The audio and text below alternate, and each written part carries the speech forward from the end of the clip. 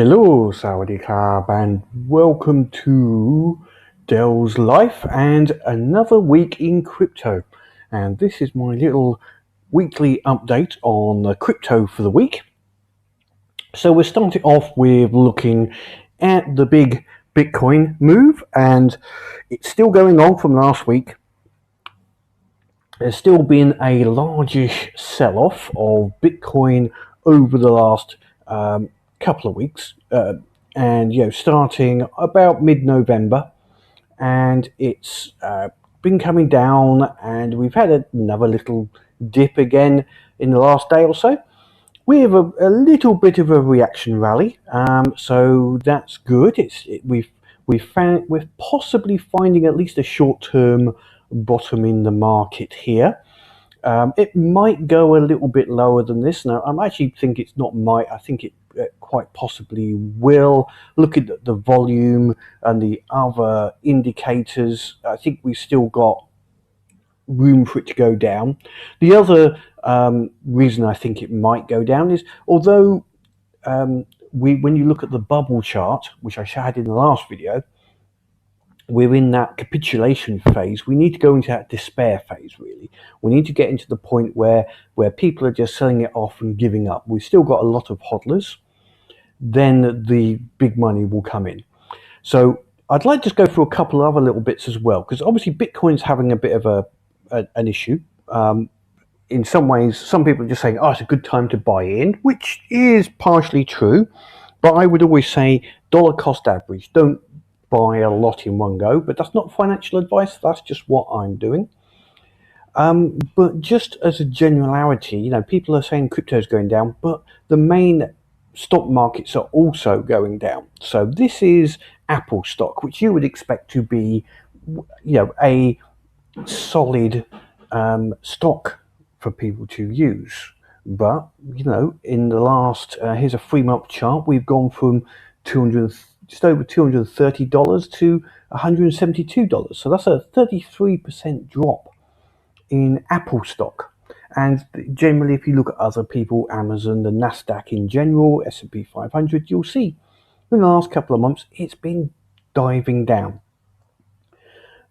What that means is that for investors, especially institutional investors, they are not flush with cash, and they're not taking as many risks. That's why I think this particular events that have caused this crash have been more applicable. The big money has said, okay, well, we're going to hold back on taking risky adventures. We're going to look for safer bets, for want of a better word.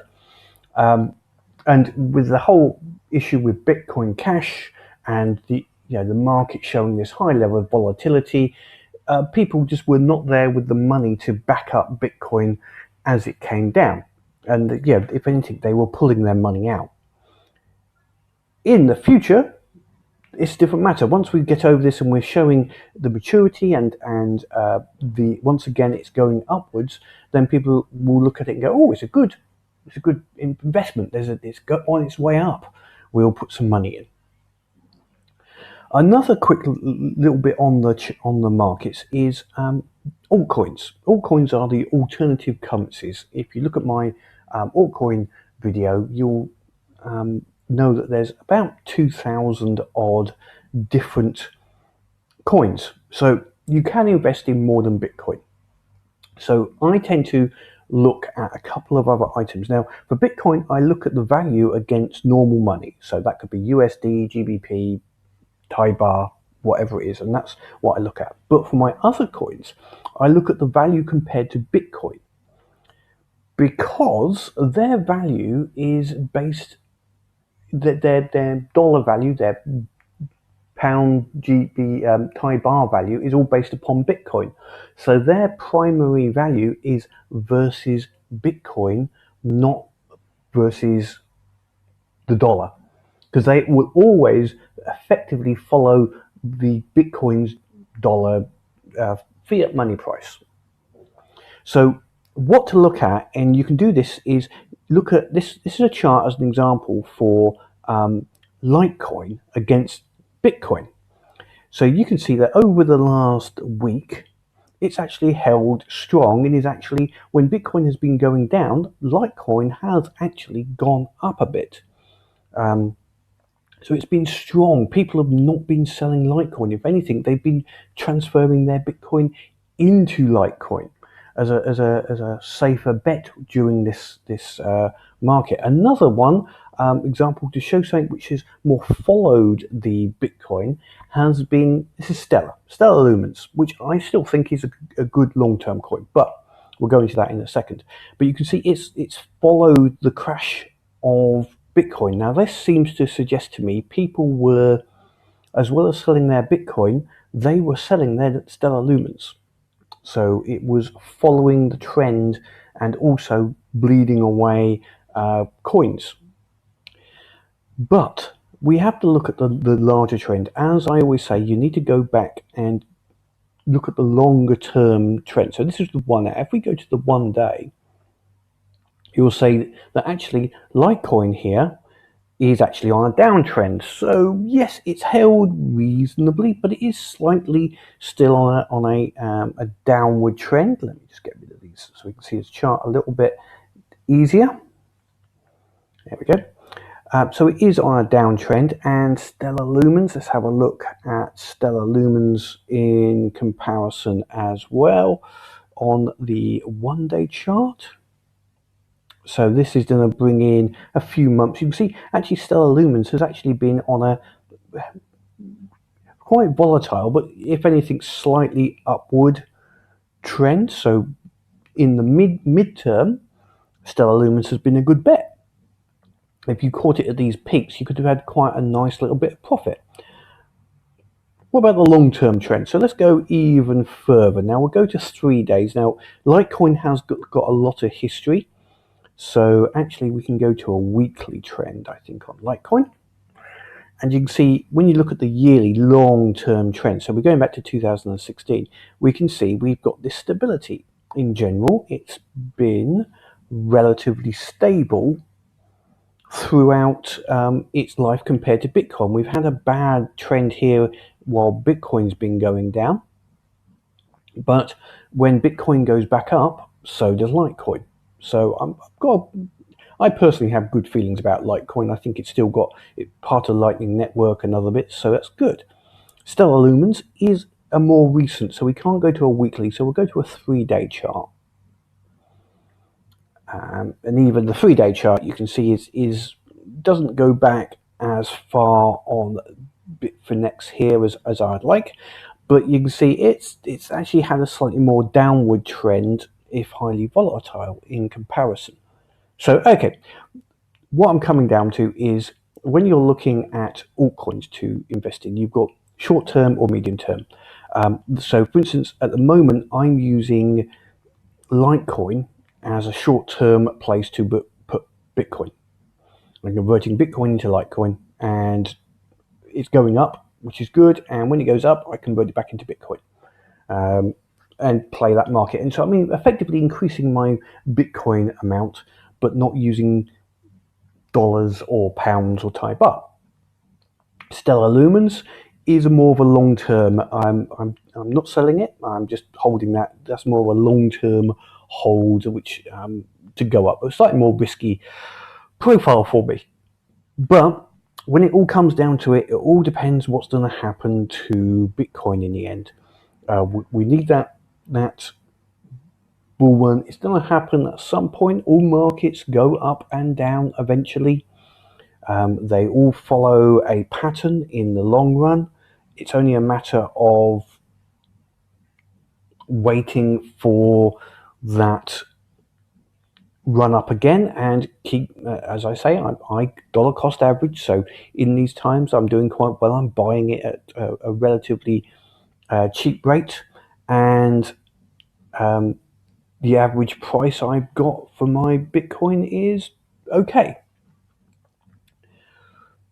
So that's the markets looked at, and you know, this is not financial advice, but just what I am doing and what I think about when I'm looking at the market.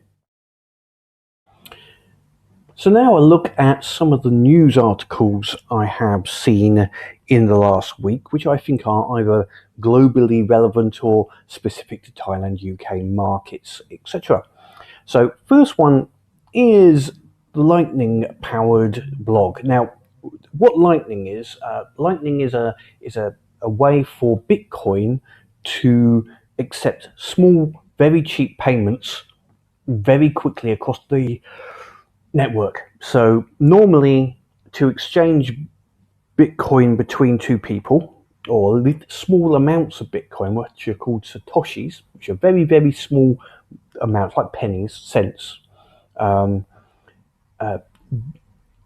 could take minutes, if not hours, to get a confirmation using the normal blockchain.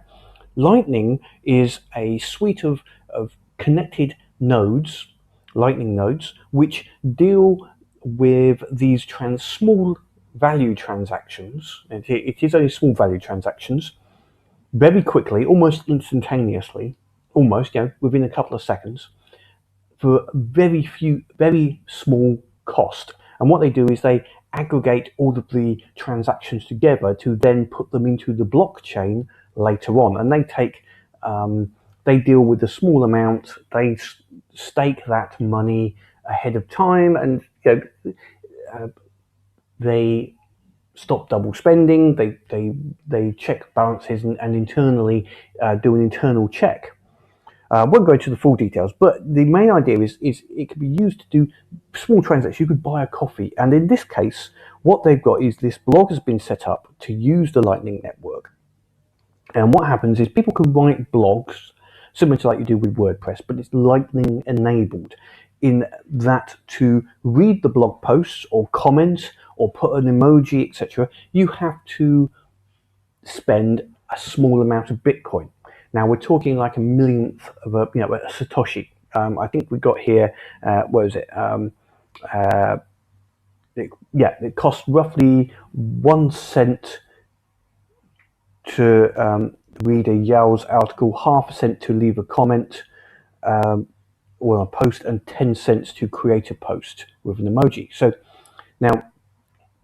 it's a small amount, 1 cent, just to read it, the article. Obviously, this is done as a technical evaluation to show that it can work, and it's shown that there has been, we got 20,000 payments using the blog system.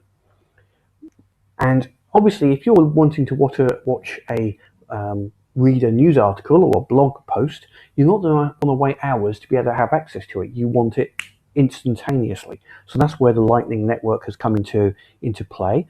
And obviously people have been able to get, at the moment, admittedly, a small amount of money back for their views, etc. So you could put this into the YouTube type of environment, where instead of being adverts or having to get money on Patreon, people could put their videos and say, okay, to watch the video, you pay a small amount, very small amount, and people watch your video. This also is used, but in a slightly different way, on something called basic attention token. The difference on BAT is it's used within a particular browser to do a similar item, and it's not using Bitcoin. The reason I like this is it's using Bitcoin, which is, however you look at it, the number one cryptocurrency that everybody knows. If I was to say, oh, you've got to pay me in BAT, and I'm not talking about Thai bar, I'm talking about BAT, basic attention token, most people go, what? How do I get it? You're not going to want to have to go somewhere to go and buy BAT, to then come back to the blog post, to then click and spend some, to then, no, you're not going to want to do it. That's like me telling someone, oh, okay, you've got to pay me in Japanese yen.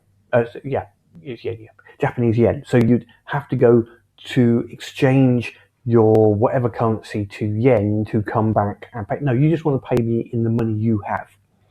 And most people will have Bitcoin. So that's why I'm positive about this, as a long-term positivity as to how technology is expanding, and how what is perceived as a bad point about Bitcoin is actually being technically overcome.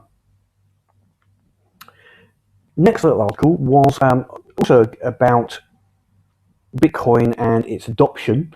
This is a news of a French tobacco retailers. So this is France, not UK, but it's France, but it's Europe. They're going to be selling small amounts of Bitcoin. So what you'll do at the counter using the software is you can buy 50, 100, 250 euros worth of Bitcoin, and you get a coupon which you then can redeem for your Bitcoin. The till will work out the value, the amount of Bitcoin you get at that time, and issue you with a code or coupon, which there's a particular company who provides the software is taking a cut, and there is a transaction fee, so it's not without fees. But the main idea, this is bringing Bitcoin sales to the retail via a shop legally. It's although the bank doesn't endorse, the French bank is not endorsing this.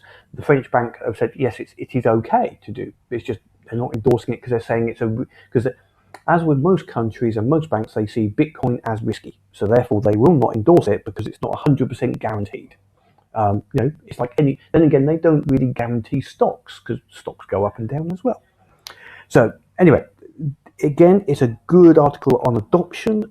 This could happen in other places in the world eventually, where you can find small shops and cafes, your 7-Eleven, your Spa, whatever, will have like before mobile phones, and you can buy your airtime cards for mobile phones. You'll be able to buy Bitcoin coupons in your shops. Some Thailand specific news is just some good articles just on Thailand.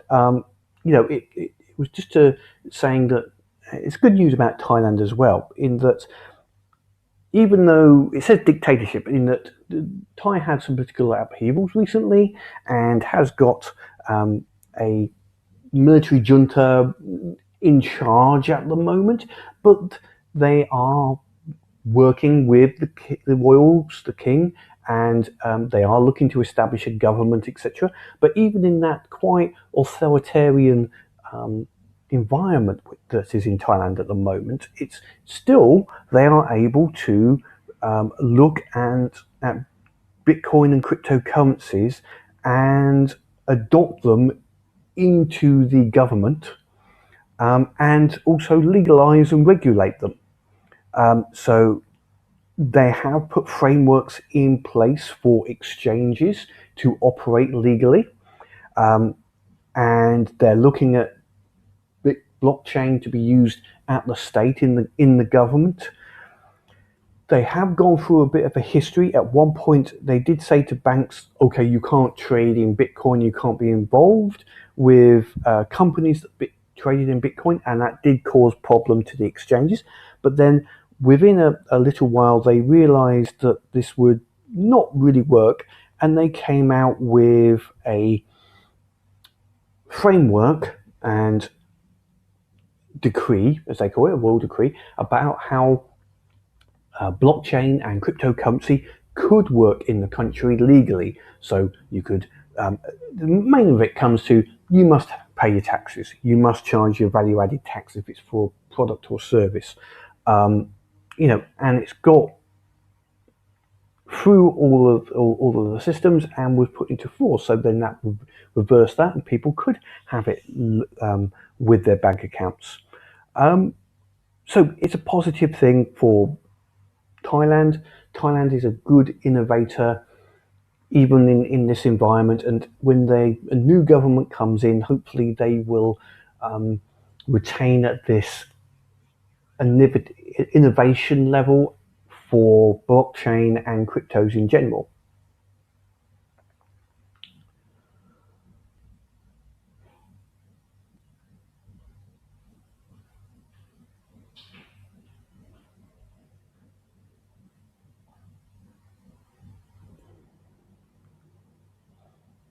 Final bit of news was more on the battle that has been going on for BitcoinCash. which I think is one of, not the only, but one of the reasons for the big crash recently, or has made the crash larger than it should have been. And that is one of the proponents of one of the Bitcoin Cash forks has called for, no, let's split. We're not going to try and become BitCash. We are going to be a separate one. They're still saying they are really Bitcoin and etc., but they're going to end the hash war that's going on. And this is where miners are running at a loss just to try and make their coin the more relevant coin and win this battle between these two idiots to try and sort this out. So one of the proponents has said, okay, no, the original Bitcoin Cash or Bitcoin Cash ABC has can keep the Bitcoin Cash name, and we'll have whatever I think they're going to call themselves Bitcoin SV or something like that. They're still trying to say they are the real Bitcoin, but they'd say they're not trying to, or this person's proposing that they should not try and beat Bitcoin Cash ABC. They should become their own separate coin. It's a good thing in that hopefully it's bringing an end. The miners will get back to what they do best: mining Bitcoin, making profitability, securing the chains, and hopefully this is one person who's learned that this is not helping cryptocurrency. Hopefully it's not just a matter of he's admitting loss, whereas another person in this one has vowed to never give in and never give up. This person's seeking reality and saying, okay, enough, you win, well done, or not necessarily well done, but okay, I admit you've won, let's carry on, let's get on with the business of crypto. So that's really the news I saw this week that I thought was relevant to the market and the areas.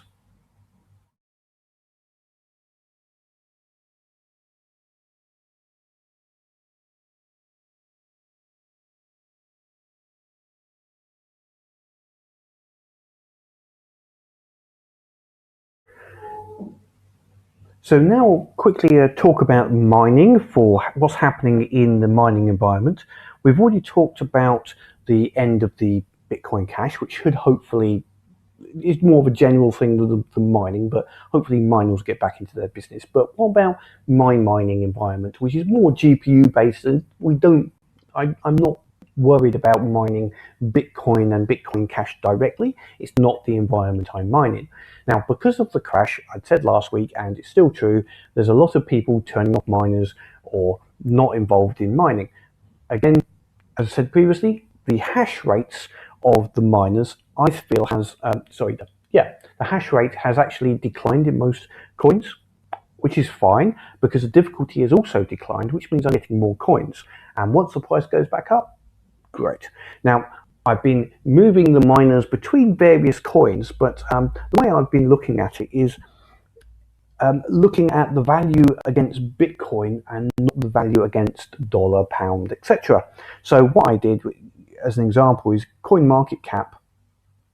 You can change the value up the top here. Instead of being in US dollar, you can change it to Bitcoin, which is the main value I go against, and then sort it. And you can see some coins in the last little while have, and actually in the last week, have been doing very well against Bitcoin. Raven coin here up 18% and hasn't had as big a decline as some of the other coins here. And it's been relatively stable, and this is an example of one of the coins I have been mining, XL16R protocol, which is a very GPU based mining system, and mining that coin has been very good. I've swapped the miners over to there as an example, and then once I get it in, I actually convert it over into Litecoin. But it's been, which has also been relatively stable against Bitcoin at the moment. So the overall has been a plus for the miners. So doing that little bit of looking around, Mona coin, which was a Japanese coin, has also recently gone up, and is another one which is very highly GPU mineable. Metaverse ETP is a Ethash which has got ASIC miners involved in it now, which meant it's not quite as profitable. You can see how big a dip it took early on, because a lot of miners and people went, these ASICs, etc. It's more ASIC based, and ASICs take a bigger hit when Bitcoin goes down, because they can't change their protocol as easily. They can change coins, but not protocols. Some of the other ones in the top here, I haven't been involved in too much. Komodo a little bit, Zcash. There's been a few. This is a 7-day chart, but I'm more looking not necessarily at the last 24 hours, which is percentage. Is have they had a stable line? So Factom here has actually been increasing over the last week, rather than, that's another one which actually Ethash, which I have been mining. So anyway, it shows if you are prepared to move your miners around, you can make a profitable mining, in my view. You just have to be prepared to spend some time looking around. This is what I do for my clients, but in my own mining. Here's a version of Raven coin. You can see with the GPU mining, it has had a sharp decline recently. That's just a general in some of the prices of it, but it's held steady in general, even during major declines, against Bitcoin, which has made it a stable mining coin. If we just have a quick look at Mona coin, I think we don't need all. I think I'll just go for the last month, which I think is what I did for this one. It's just if we take over the last month, where are we? So over the last month, Mona coin has been stable, had a bit of a dive, but recently has had a big upswing again, which is good. And Raven coin, you can see, has been more stable. Has been a good stable coin to mine for most of the miners. So that's it really on the mining side. I'm hoping that as the Bitcoin price will go up, the mining will improve. Obviously, as Bitcoin price goes up, the overall price of items will go up, and the value of the coins that have been mined will go up. So I'm holding all my coins, not selling any of them. And long term, we'll see a return to some value. Again, prices on Bitcoin equipment is going down, which is good because we're getting less miners come in, so GPUs are getting cheaper. Also, we've seen the new version of NVIDIA cards come in, the new 2080 card, which for mining purposes has about 30%, 30 to 50% increase in mining value, but also has a power increase of 20 to 40%. So although it's mining more, it's actually using more power, which is counterproductive. And its cost, it is absorb very high cost at this moment. So on a return on investment, it's not worth it. Some people are buying these for mining, and good luck to them. They will get more coins, but they'll get a lower return investment and a lower return on electricity in the short term. I'm going to wait until those prices have gone up. I'm also looking at FPGAs. So I think they could be the next big move in Bitcoin.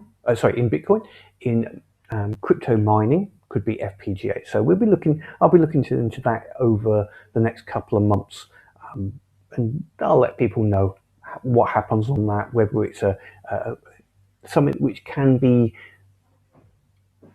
sent out as what I call a consumer mining unit that someone can run at home, or whether it needs very specialist care. At the moment, I think it's going to be a specialist only type of equipment, but long term, we may be able to create a more stable system which people can have at home and not be noisy and not be too hot, etc., and mine all of these coins. Anyway, that's it for this particular Crypto Week blog or vlog. So as always, leave any comments or questions below. Give the video a thumbs up, helps to get people to look at it. I will, again, next week, we'll see what the week brings. Hopefully Bitcoin will regain some of its price.